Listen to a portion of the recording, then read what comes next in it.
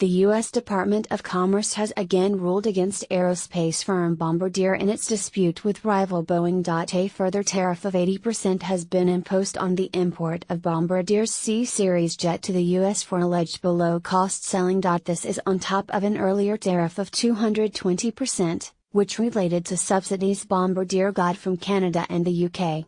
There have been warnings that the import tariffs could threaten Bombardier jobs in Belfast. About 1,000 jobs are linked to the C-Series, the wings of which are made at a purpose-built £520 million factory in the city. A spokesperson for Bombardier said, "We strongly disagree with the Commerce Department's preliminary decision." They said the ruling represented an egregious overreach and misapplication of U.S. trade laws. The Commerce Department's approach throughout this investigation has completely ignored aerospace industry realities, they said. This hypocrisy is appalling, and it should be deeply troubling to any importer of large, complex, and highly engineered products. The program is not just important to Bombardier jobs in Belfast, but also to 15 smaller aerospace firms in Northern Ireland, and dozens more across the UK, which make components for the wings. The U.S. Department of Commerce rulings, which could more than triple the cost of a C-Series aircraft sold into the U.S., could jeopardize a major order placed last year from U.S. airline Delta. A final ruling in the case is due until early next year.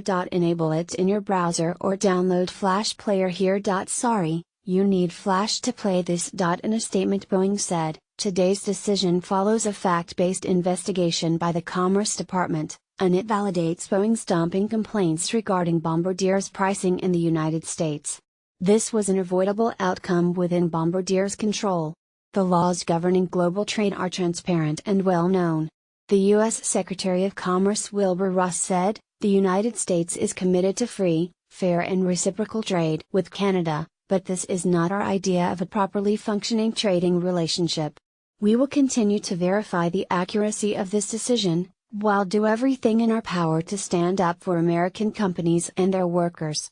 The Canadian aerospace firm employs more than 4,000 workers across 4 sites in Northern Ireland. Components of the C-Series jet are manufactured at a purpose-built factory in East Belfast, and many other local firms are involved in the supply chain. The punitive tax would significantly raise the price of the jet in the U.S. market, and threaten the future of the product. Boeing took the case after accusing Bombardier of anti-competitive practices. It claimed its rival was selling the C-Series jets below cost price after taking state subsidies from the Canadian and British governments. When the preliminary tax ruling was made last week, U.S. Commerce Secretary Wilbur said, "The subsidization of goods by foreign governments is something that the Trump administration takes very seriously." The U.S. Trade Commission is due to rule on the Department of Commerce's 220% tax proposal next year, but May said the EU should not wait for the final decision. Its chief executive, Neil McDonnell,